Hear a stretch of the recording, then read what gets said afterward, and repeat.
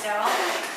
I am the owner and chief curator of Pastel Photography here in downtown Asheville, and it's a pleasure to welcome all of you here tonight. I'm so glad everyone came out to take part in this wonderful lecture, and I'd especially like to thank Alice Siebel right there and the Black Mountain College Museum for working with us and hosting this event tonight. Before I introduce you, Bill, I want to tell you a few things. Number one, we do have wine in the back. Feel free to help yourself. Donation is suggested. Name us to Black Mountain College. Also, we have Bill's book, The Unseen Eye, over here, and if you, there's $75 each, and we can take checks and credit cards as well. Do you take credit cards? All right, so each year at Pastel Photography, we host an international jury competition, juried exhibition. And each year it has a different theme and a different juror. This year we were extremely fortunate to have Mr. Bill Hunt come on as our juror and agree to work with us on this project. The concept and title for the show is Road, and the concept this was conceived by Bill and also curated by Bill, and it includes about 36 photographs that he selected out of over 600 entries that came in from all over the world. So the exhibition will open tomorrow night. And Bill was very kind enough to come and spend the weekend with us here in Asheville, so that's why he's here tonight. So he's coming in for the event tomorrow night, the opening reception, and also to give this lecture tonight.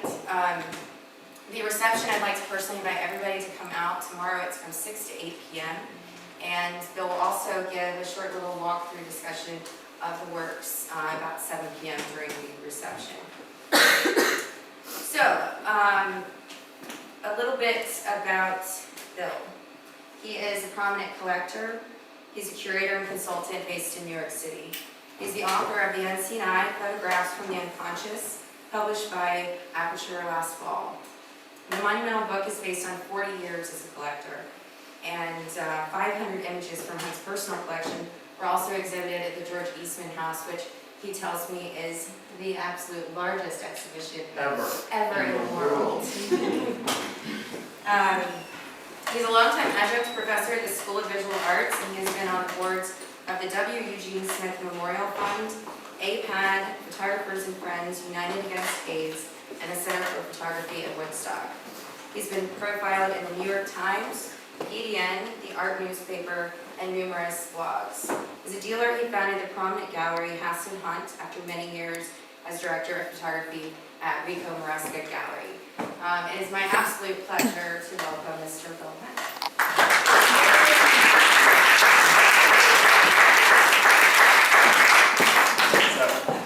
Hello, my name is Bill. And you say? Hi, Bill. Hi, You've seen it on TV, you've seen it in the movies. I say hello, my name is Bill, and you say? Hi, Bill. Very good. So, just so we know that this is going to be an evangelical, out-of-body spirit, you will receive the Holy Spirit over the course of the evening. You will fall to the floor with the passion, go like, bring me a photograph, bring me a photograph. And the next one. And the next one. And the next one. This is a photograph of me. I'm a young boy, I don't know, 10 years old, standing at the base of the stair, out of sight, hidden, unseen. I'm scratching my head, wondering. The photograph was made by a visionary. No, I didn't say that. Stand right. Photograph was made by a visionary from Kentucky, Ralph Eugene Meatyard. And this is my Halloween lighting. I want a little lighting on myself. A visionary from Kentucky named Ralph Eugene Meatyard in the early 1960s. Okay? It's not me. I would have been older than that by then. But it's a key to so many things in life. It's a key to me as a collector, me as a person, me as someone who looks at photographs, me who talks to people about photographs, and a key to this whole evening. So let's do the next one. So, next one, and the next one. So 40 years ago, I wandered into the old Sotheby's Park Pennant auction house in New York City on Madison Avenue, up by where the Whitney is, and I bought a photograph. That one, Imogen Cunningham's The Dream 1910. And why did I go buy a photograph? I maintain that it was the voices. The voices, I heard the voices and they said, go buy a photograph. And I had this idea that I wanted to buy a photograph of someone who kind of romantic photograph. And I forgot to do that, sorry. Now we're in the dark. And with my Halloween lighting. I had this idea that I wanted this, I didn't know it, but kind of pictorial image that was soft and Madonna-like and everything. And I bought this picture. I was an actor, mostly out of work, and I bought this for $300 with not a clue in the world as to what had just happened. But that like changed my life completely. Let's see what's going on now. What's next? What I collect. So here's what I collect. I didn't start out to collect. I bought a photograph. And then I bought another photograph. And I bought another photograph. And at some point you walk in the house one day and you go like, Jesus, where am I going to put this? That's when you're really a collector. And you got like not enough space and more pictures than that. And I collect pictures, magical, heart-stopping images of people in which you don't see their eyes. That was it from the very beginning, and it was a good choice because it shaped my behavior, and there's more to it that I like pictures of people in the middle of the frame, a double vision in both eyes. I see like 64. This place is so full so that I can't tell you. You think there are like 40 people here, they're like 800. So I have double vision in both eyes, and so I don't like complicated pictures. I tell people I have a dumb eye. I don't really have a dumb eye, but more of that. So that's a Joanne Michael's picture. Go back. Oh. I like your excitement. Joanne Michael's, the eliminated man, which thinks is a decent enough metaphor. I hope that is a really blinding flash. It probably will be. Jesus, okay, so let's go to the next one. But that's what I like. And here's the thing about photographs that I would pass on to you as a piece of advice. I think photographs, great photographs, and there are a sea of really good photographs. There are more good photographs than ever. But great photographs, those are harder to find. And I think great photographs behave in a very specific way, like a collaboration. That a great photograph says like, come on, what do you think? What do you think? And you go like, I don't know, I'm standing here looking at this photograph, we're kind of having a dance, this is great. That's a great photograph. So that this well-known quote's okay, you know, it should behave with you. And I think that really, really good photographs are like magnets that kind of beckon you in. And it's very personal, so that one person's great photograph is different for somebody else. So that your wife is standing there going, man, I love this, that guy Hunt, that Hunt guy. This is a great photograph. You told me this is a great photograph. Let's go. Shut up.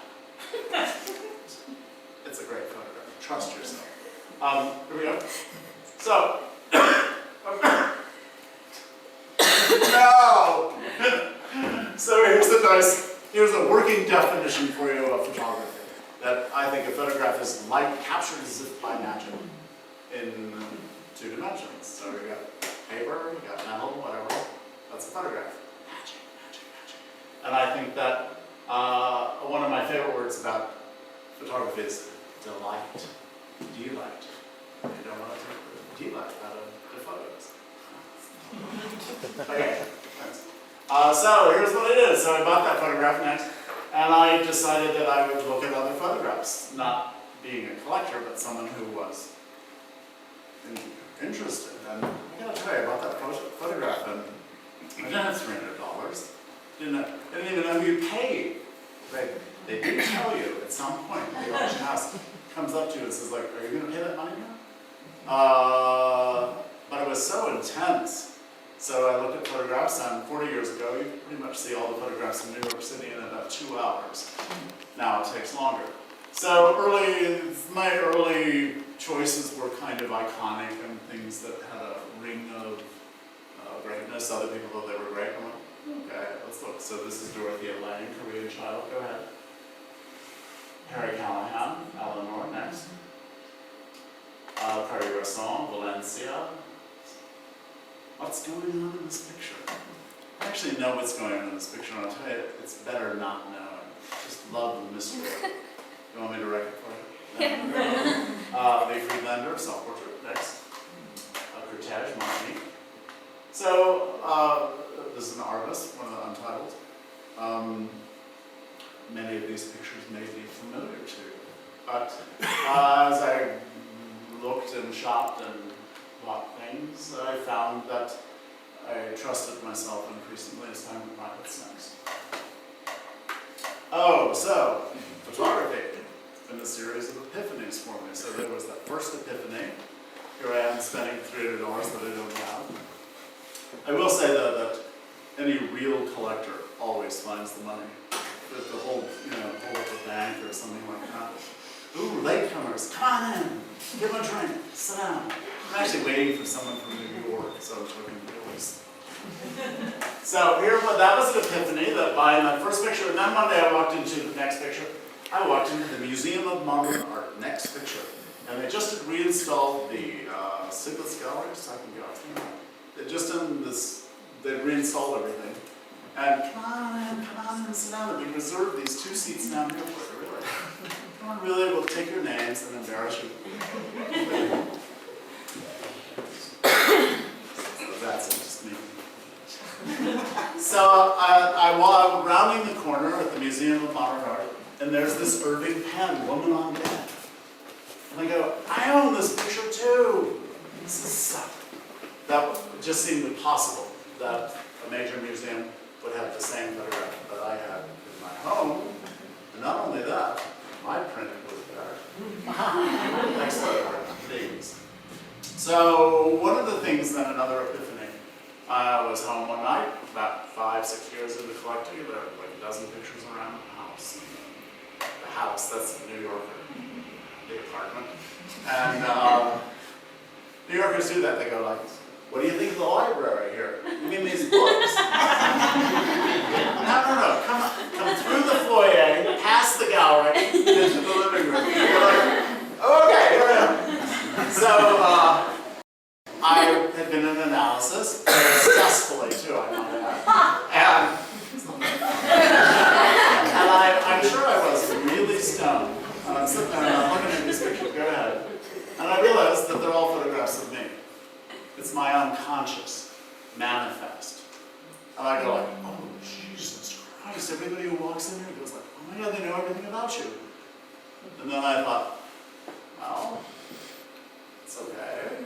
And I actually found this discovery to be empowering. So I then decided that I could find pictures that perhaps fulfilled secret desires, that I could be powerful. I'll show you a couple of those pictures.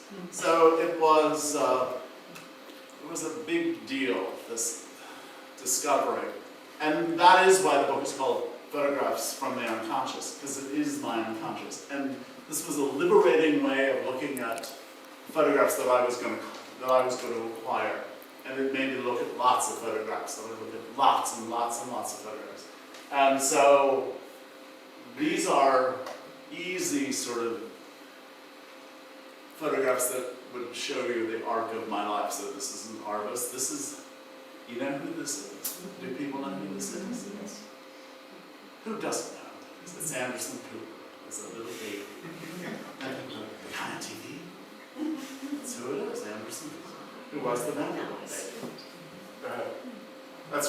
Go back, I'm sorry. I love this picture. Because the baby just looks like he's slathered in Vaseline and he glows and he has this like Buddha-like weirdness. And next. This is Madame Foos, which is a photograph, so it's a month. And so basically you got your baby, you got your piece of Cibachrome, you got your Tupperware, a little water, and you got this like gazillion-fold strobe. So there are all these blinded babies that have been done. And it's not lost on me that this does describe an enormous penis. So So I think this is actually one of the great Foose babies. Go ahead. Barbara Morgan. Looks like me, man, as a little kid. Go ahead. Andre Breton said this is me as a little boy. This is me as an artist. This is a famous photograph too. This is like the one on the book. Apparently it had a lot of quarters because there are a lot of copies of this picture, but it's Andre Breton. So this is me as an artist. Next. This is me as a middle-aged man, Walker Evans. Next. This is me as an older man, middle-aged man. Next. This is me as part of a couple. I would be the big one on the left. Next. Me as a half man, half woman. We all have that day, don't we? What are we going to be today? Be a man today. Next. Here's me as an artist, kind of, sort of. I love this picture. Go ahead. Me as an older man, Joan Hawks, great Dutch photographer. I think this has this great existential sort of moment that here he is looking at himself and he's looking at the camera. It's a self-portrait. And these are big silver prints that he overpaints, and it has a drama to it that I really respect. Go ahead. Me as an old man, and me as next. Irving Penn. No one's ever seen this picture. This is just like the best Irving Penn because here he is as in his 70s maybe, 60s, and he. This was the year his wife had died, and I just think this is this uncanny, sense of himself that he's unrealized and he's realized. So that's me as an artist, as an old man, and next, and here is me as a dead man. This is Hong Chang-Ku, and me as a beautiful woman. So that's good. I haven't gotten a good laugh from a long time. So timing is impeccable. That's great. So, what's next? Let's see what's next. How to collect. Here's some advice on how to collect because we want you to leave here with that spirit. Oh my God, I can't believe I just stand. I gotta photograph. Here's how you collect. Here's how you look at photographs too. Here's how you look at art. Here's how you go through life. So you're in the Asheville Museum. Oh, you're in the Castle Gallery. That's a good place. Go to the Castle Gallery. You go like, That's Castell. Castle Gallery. You added a T to it. That's so good. I thought the T was silent. Silent. Anyway, so here's what you do. You're standing there. I'm standing in my slide. So you're looking at this photograph. You go like, oh my God, the hair back of my hand is standing straight up. Or if you're a lady, the hair on your neck is standing straight up. And then you go, my God, my heart is pounding. The sound of your heart pounding is louder than the sound of that puny little voice saying, you can't afford this, you can't afford this. That's a powerful sign too. And your feet. Your feet will walk you up to the ones you like. So you're walking around and you're going like, where's my damn wife? She's like, come on, honey. She says, my feet like this picture. So you're in the Louvre and you're looking around and people go like, oh, that Mona Lisa, that's just a picture. It's the Titian. Your feet like the Titian. Also, I have discovered in the last year, I now tell people, who knew your nipples could see? Even if you don't have a coat on, your nipples will be looking at the picture and go, this is so beautiful. So just go to the cash register. Next. I wrote this line. I like this line a lot. Like things like running around with a thunderstorm, praying people will be hit by lightning. At the same time, I go to an art fair, and I go like, please don't hit me, please don't hit me, I don't have any money. But then you walk in and go like, oh God. This is a good lightning picture next. This is a Michael Fleming called Finding You. It's handmade film, and it's a picture of God, I don't know what, the cosmos. It's a picture of everything. Next picture. So, and here you go, next. This is the best picture in the world. This is the greatest photograph ever made. If you had any questions about what it was going to be, it's this one. It's an Irving Penn, 2 Gudras. As a collector, this was the first time I really stepped up. Because I kept waiting for the prices to go down on the Irving pens, but they didn't. They kept on going up. So I love this photograph. This is the cover of Worlds in a Small Room, and it's two ladies in Africa, and this platinum palladium that just like shimmers at you. It's like this, you get your nose into it, it's this constellation of metals, and it's glorious. And I think these ladies are powerful. They just have, Georgia O'Keeffe talks about something called the intangible, and I think that's in this picture. So my house is on fire. We know it's an apartment, but if my house is on fire, that's the one I'm going back in for. Firemen go like, don't go in there, sir. Oh, fuck you. Anyway, thank you. So in the same way that they are pictures of me and countries, they are also by extension pictures of you. I was a really good Freudian student. So here we go, and you get this one. So this is a picture of my parents. This is the uncomplicated photograph of my parents because they are smaller than smallness. I just think this is a distillation of the really good stuff that they had. And it's a guy named Herbert Mitchell, who must have been a society photographer, but I think it's so graceful and so perfect, and why not remember them that way? Next, my sister is doing one of these parties one day, and I said to the audience, they said, who knows who this is a photograph of? And my sister went, that's me. And she went, that's me. Roger May. Next. And my mother. This is a photograph by Robert Mapplethorpe of Alice Neal shortly before she died. And I do believe that I bought this photograph unconsciously to rehearse my mother's passing. I think this picture is, I think it makes you look at Mapplethorpe a second time. This picture is incredibly soulful. You just see her like slipping out of the bottom of the frame. It's really, really affecting image for me. Next. So back to the Epiphanies. Let's see what else I've got in store, okay?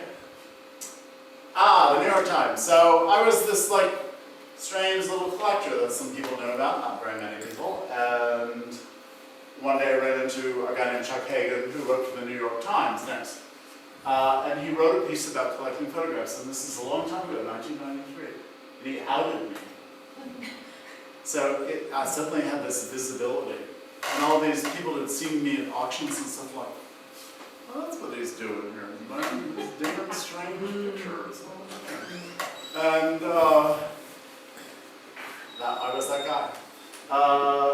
And then I suddenly had this like, I was like, this guy. That's Bill Hunt, he's a collector. So, Matthew, they go, come on in. This is my friend Matthew. Oh, boy. Why not?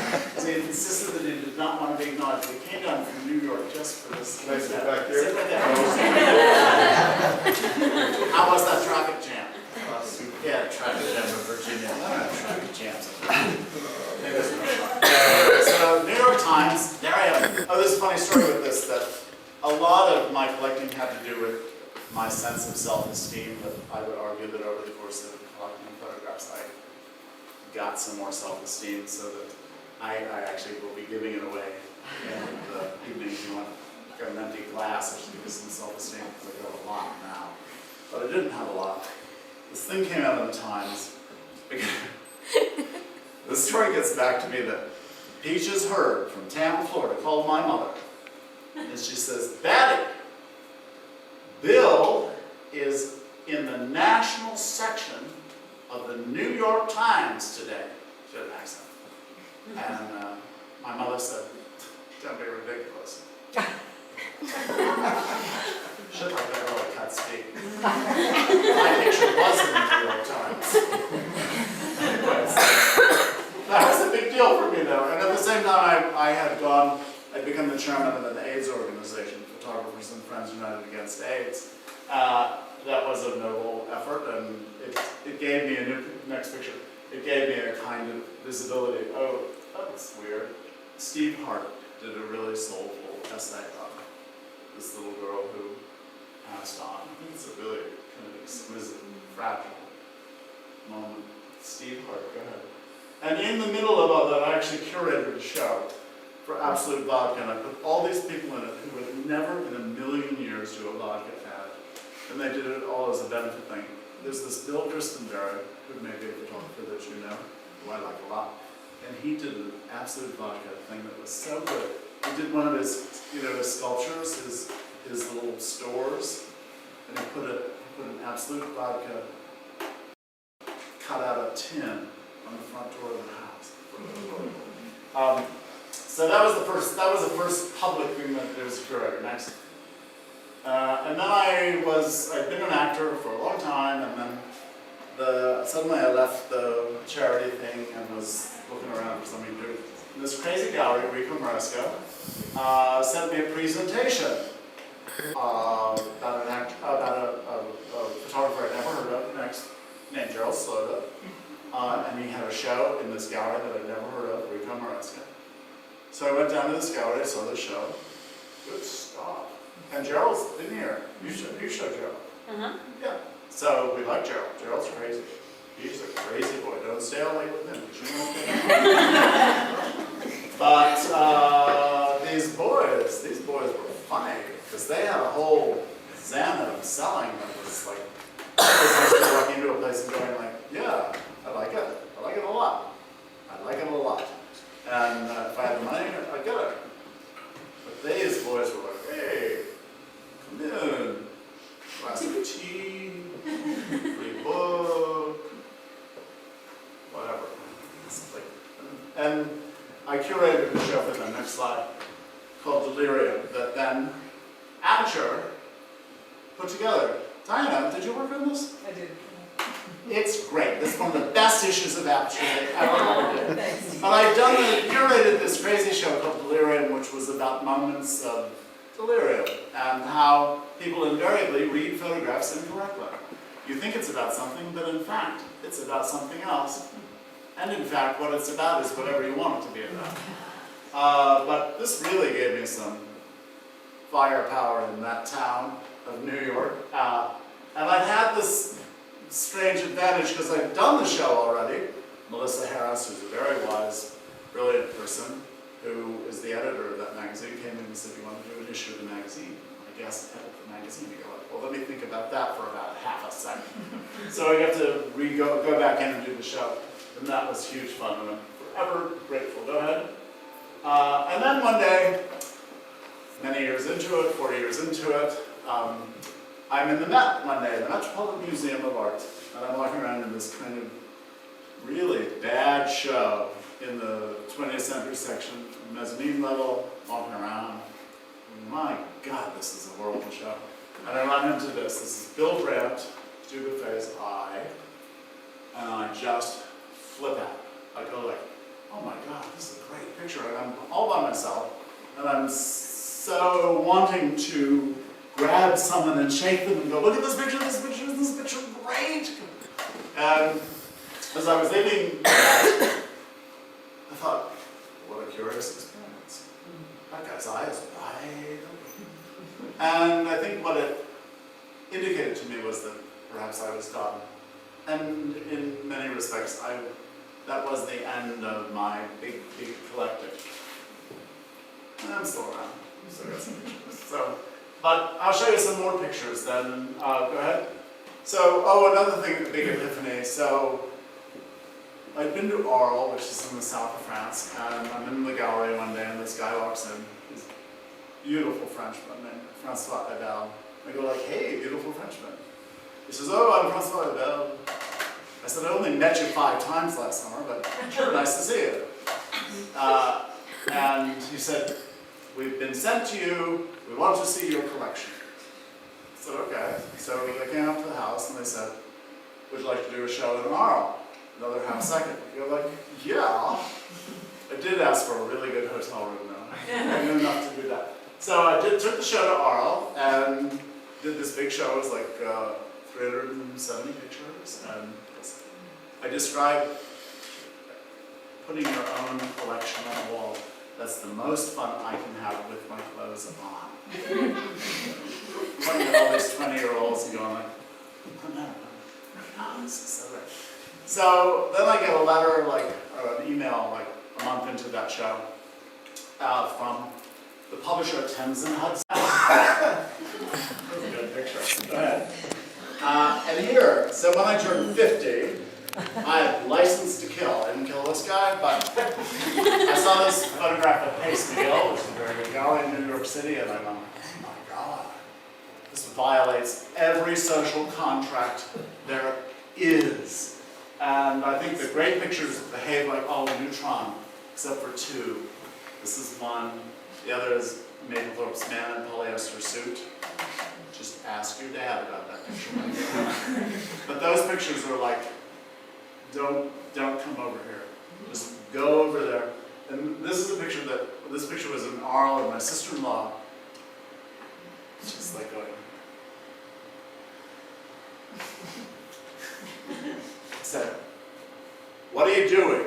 She said, I know it's here, I just don't want to see it. So this was empowering. Acquiring this picture was a big deal. It was expensive, and I think this picture is just amazing, and it really does violate all bets are off on this one. And it has all these great weird things in it. First off, it's a beautiful print. And why does he have his socks on? There's this really wonderful woman named Eugenia Perry, who I will talk about in a moment, who says it's because his feet were cold. Very practical. And then people say, well, how do you think he did this? And you go like, what part of this is hard to figure out? He put the guy on a stool. That's how he made it. It's a straight picture, go ahead. And I love this. This is just an anonymous photograph that somebody had, a dealer named Harry Lund, people may know historically. And it was in some spirit book, and I saw this picture. Oh my God, this is perfect. And so as I got more confidence as a collector, I like the oddity. Go ahead. So that, people say, just don't buy any junk. The junk is good, buy it. Go ahead. This is a photograph by my college girlfriend, Maureen Anderson. And she lives. Color TV radiation turns girl into monster. And so she has a pillowcase over her head, and it's Minneapolis State Fair. And you go, that's a great picture. It was a snapshot though, so I had it, and I would keep it in the drawer. And then I got mad at it, and then I'd open the drawer sometimes, and I'd go like, it's a good picture, don't you think? Yeah, that's a really good picture. Then I put it out and said it was a Gary Winograd. But it taught me something about credibility, legitimacy. For me, this is a completely successful image. And I even like that it's yellow. It is actually yellow. It's yellow with edge because there's double-sided tape on the back. Provenance. Go ahead. Ouija. The kiss on Eeyore's lips. All right, you can say the kiss on everyone's lips. Anyway, read it how you like. Go ahead. And what's going on in that picture? Go back. Sorry. What's going on? It looks like somebody threw, a volleyball at his crotch. Maybe he's just happy. I don't know. Go ahead. What? Oh, it says lubrication here. What are these ladies doing? Having a good time. They all have Kleenex over their eyes. So for me, this is just a great photograph. Go ahead. Press print. This is Casper the Friendly Ghost. Testify. I used to tell people this was an Eric Solomon. What do I know? It looks like Eric Solomon. It's a little condensed here. Go ahead. This picture people know. Famous Daily News photograph. First female photograph of a female being executed. The first female being executed, and the photograph of her. Right? Watch. What's he doing? What's he doing? They'll never know, will they? Go ahead. It says, so here, first off, we have this lady who has nothing going on in her face. Nothing. Zero affect. So she's going to someone, she paid $10. What does your face show? Facial analysis. So this chick is barely evidencing a pulse. Is going for a reading. It has a little irony that I like. Go ahead. And here I thought, geez, I'll never have a still life. Never have a landscape, never have a still life. It'll all be figurative. Contains human eyes. There's more to this story because It's just a stock photograph, and I'll tell you the story. You're here, aren't you? So this was owned by a guy named Marvin Heiferman. Diana will know who that is. And I said to him one day, I said, like, Marvin, like, give me this picture. I said, what do you mean, give me this picture? I said, like, what's hard to understand about give me this picture? You don't care about this picture. This is a great photo. I must have this photograph in my collection. Really? So he said, well, have a copy print made. So I had a copy print made. I actually had two made. And so then time goes by, and I'm happy with the copy print. Time goes by, the phone rings one day, yada, yada, yada, hi, it's Marvin, whatever. He says, Bill, do you remember that photograph that you had copied a few years ago? I said, yes. What about it? I said, well, you know, I had looked at it again and I decided I really liked it a lot, and we took it home and put it in the bathroom. And you know, the condensation, and you know, my boyfriend knocked into it the other day and it fell on the floor and it crashed into a million pieces.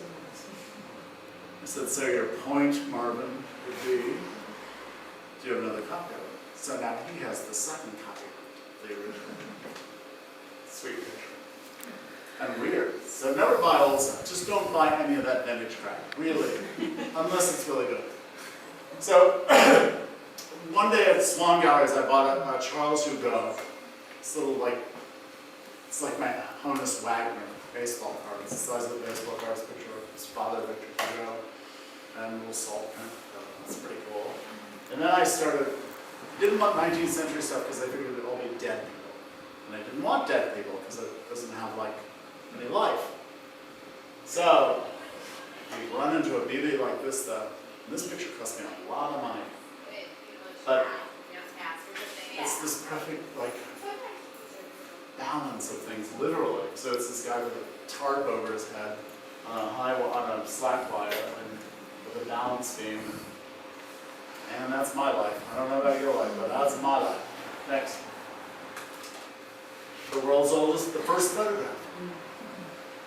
Perhaps. I'm sorry, is my microphone? The first photograph. Turin.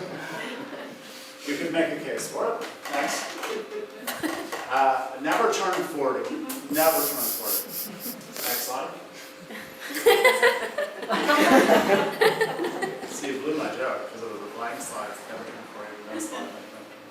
So anyway, when I turned 50, I bought some stuff.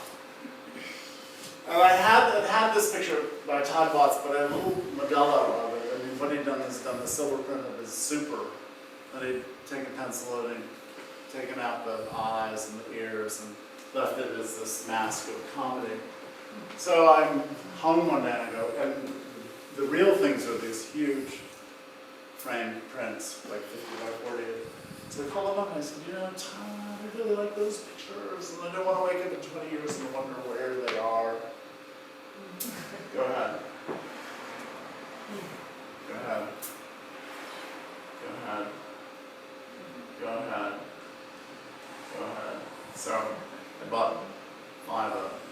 It's great. Get off the elevator. It's like Stonehenge.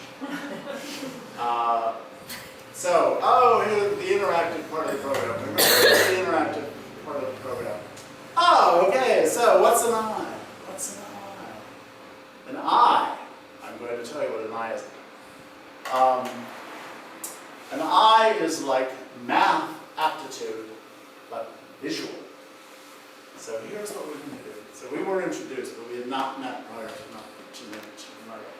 I'm going to ask you to say something to me. You're going to ask me a question when I point at you.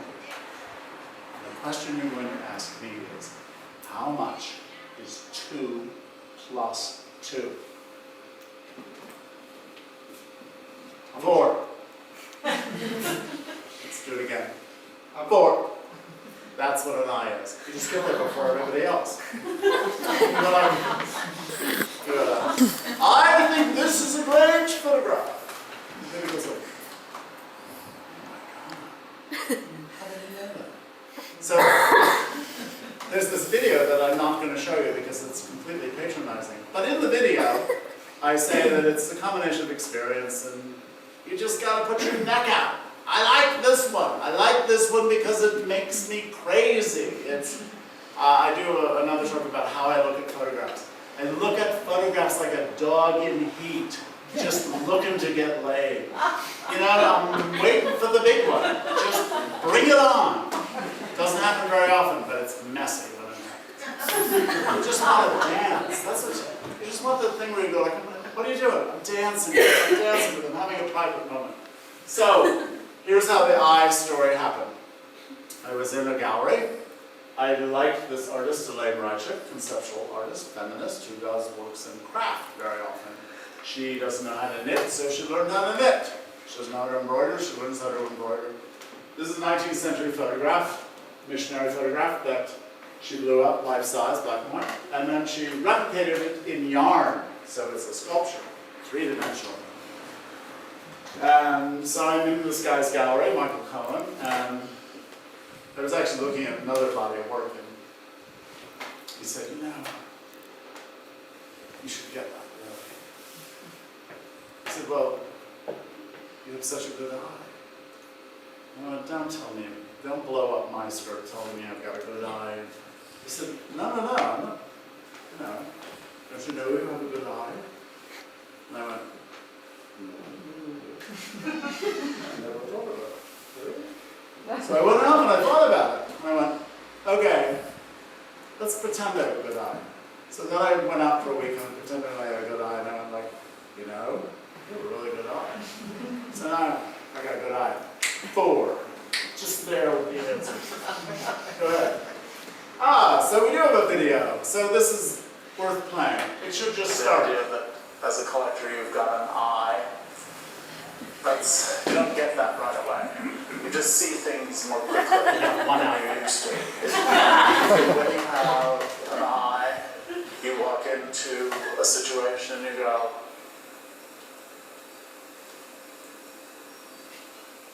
that one.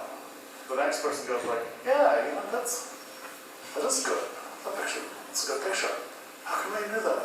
It's experience and instinct and the ability to actually hear yourself. What's my advice? Commit. Tell me, come up to me and go, I'm like, oh man, you should have seen this, we just love it, we just love it. Commit. Buy it. Steal it. Get it. That's having it at home. That's what's fun. Talking about the one that got away is less fun. Pleasure, commitment. Commitment, pleasure. That's my lesson for today. So that's my sales pitch. Go ahead. So that's a picture of me that I just put in because I don't like pictures of myself much, but I like that one. And then what do we get next? Oh, I don't want to do this one. Go to the next one. Go to the next one. Go to the next one. Oh, so here's the story. I'm going to tell you an incredibly sad story. So this woman, Eugenia Perry, who I mentioned, I had this show in Arles, and I wanted to do a catalog, but there wasn't going to be any time to do a catalog and any money, and so the way my mind works, I thought, what can I do that's completely perverse? So I went to 3 women who I really like in the business, Jared Borden, who's a great dealer, Alison Nordstrom, who's a curator, and Eugenia Perry, who I think is just a great thinker about photography. And I interviewed them about me, and I transcribed them and wrote them out and gave them to people who came to France. So to do these lovely interviews with me. So I went to Eugenia first, and we talked about everything, and she was totally prepared for the interview. She knew the history of collecting and collectors. It was really wonderful. And in the course of this, I was telling her stories, and I told the story about, you can put the next slide up. This is Philip Jones Griffiths, the Vietnam prisoner. So I told her the story about going into the army. And I was drafted. This people go like, Vietnam? You went to Vietnam? I said, yeah, government contract. So I'm at the draft board, waving my master's degree, going some horrible mistake has been made. And I ran into a guy I knew from school, from college, who I didn't like. Someone who our parents knew each other, we used to see each other. So they were at the draft board, and they were like, oh my God, what are you doing here? What are you doing here? So we got over it and became best friends. His name was Pike John, Colin John. And we went to Fort Knox together on the little bus. And I gotta tell you, the Army genuinely sucks all the way around. It is like so ridiculous, you can't believe it. It is like this horrible existential joke that you are the butt of. We laughed all the time. So we get through basic training. The one thing in basic training that you don't want is you don't want, at the end of it, you get your MOS, which is your military occupation specialty. And the one thing you didn't want was to be in the infantry, 11 Bravo. So the big day comes, and I'm in the infantry. I am fucked. And it's like the black dot. And you go, that's it, man. I am dead or maimed or something, or this is it. It's like when you're hung, what's that thing called that you're on? The scaffold, the scaffold or the trap door opens.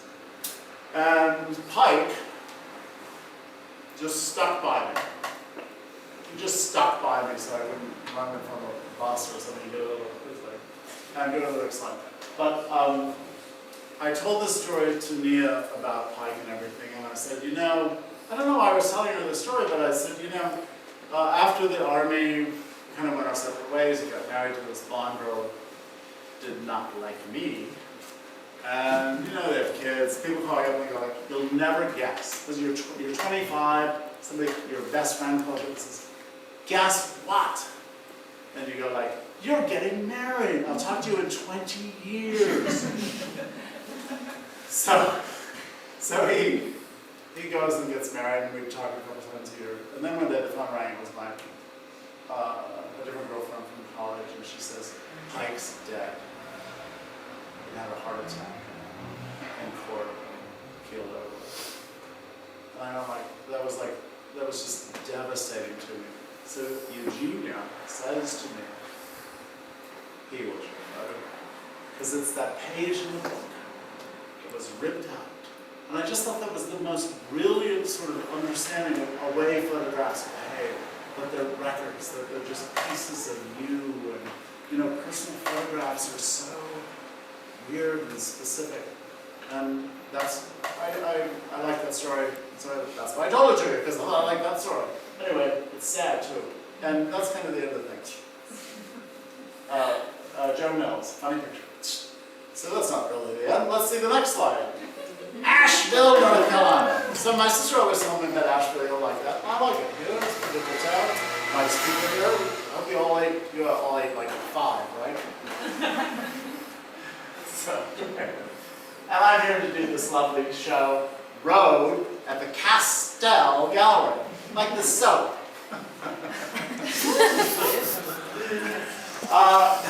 I had this idea that I wanted to do something about road pictures. Do the next one. This is a picture by someone who I know, Matthew Blom, and it's in the show, and I just think it's great. We came down from New York to see it. This is how your eye grows. This picture does something with my eyes that literally it's like going to the gynecologist. You go like, wow! You didn't know that, did you?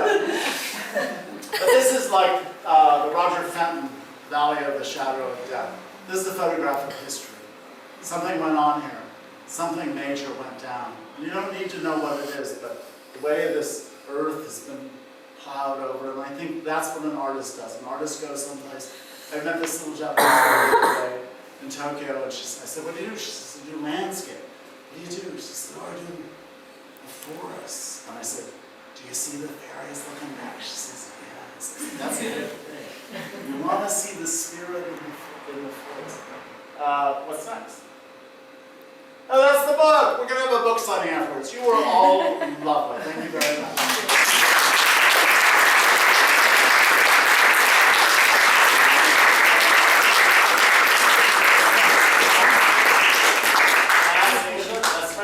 And there's a picture of me.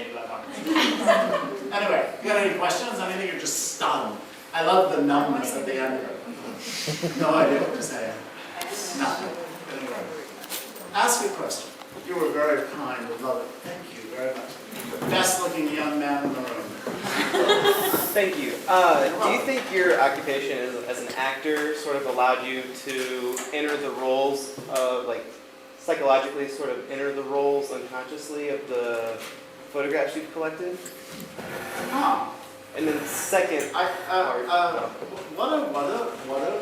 don't think I've ever gotten a question like that. Sure, why not? You know that there's I would say that most people are, here's the thing about collectors that, I don't know other people that offer this, but the really good collections that you see, the really good personal collections, where you feel that the collector's invested in, it's just not shocked.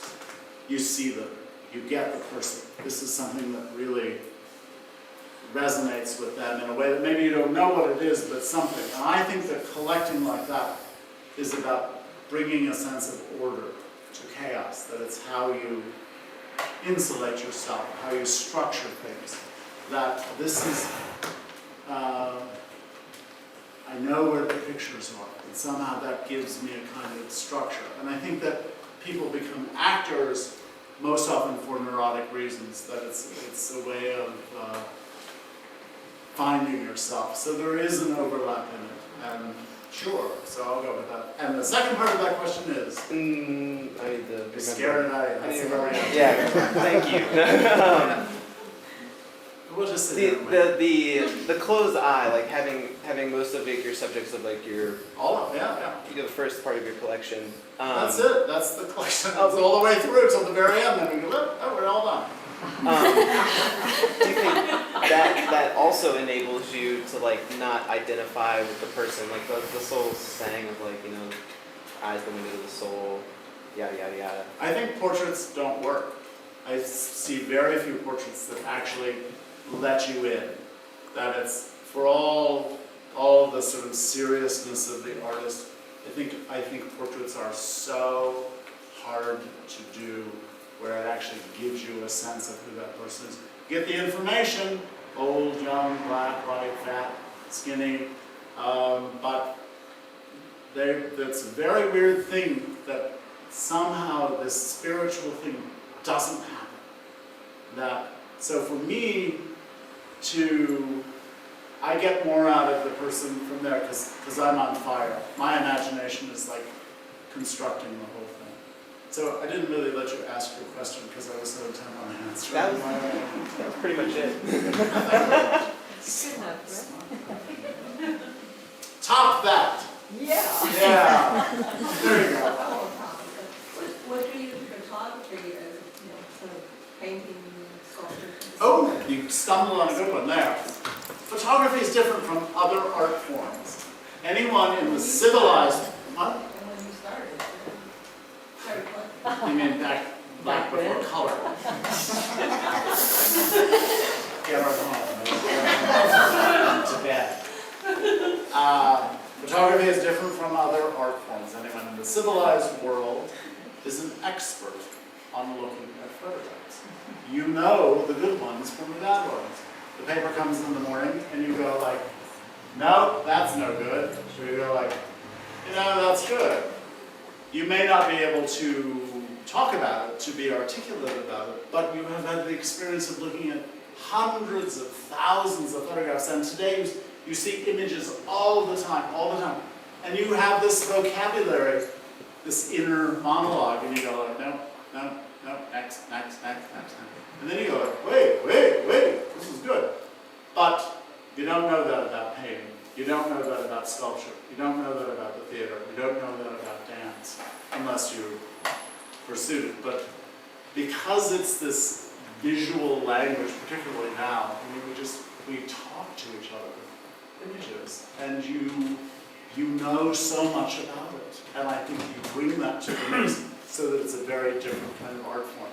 I'll tell you the best question I got ever about this collection, about collecting. I had a show at a prep school that I'd gone to, and this like 14-year-old kid said, so why do you have to own them?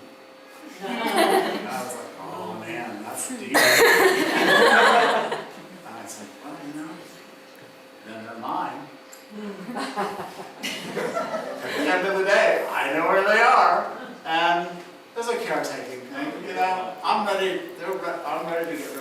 I'm all done. I had the best time. It was a great dance.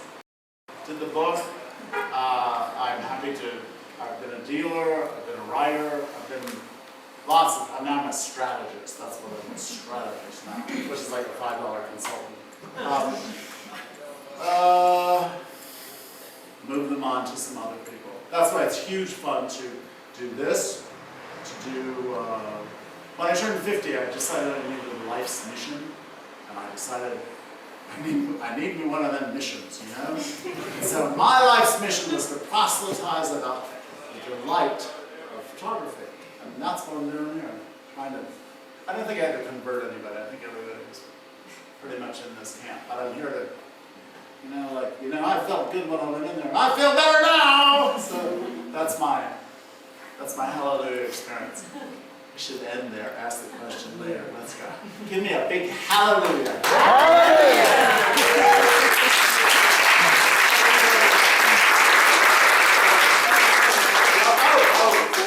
Now look, I got another interactive thing. Let's do another interactive thing. Who's got a wallet? Diamond in your purse? Do you have $1 in your purse or $5 or something? Look at him, not him. Picture. Lauren. That's when you like turn it off. Sorry. Okay. So this is an act of commerce.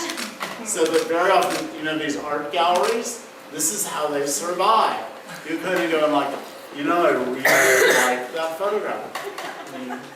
And that's a lovely act of commerce. The Black Mountain people were very lovely to host this event.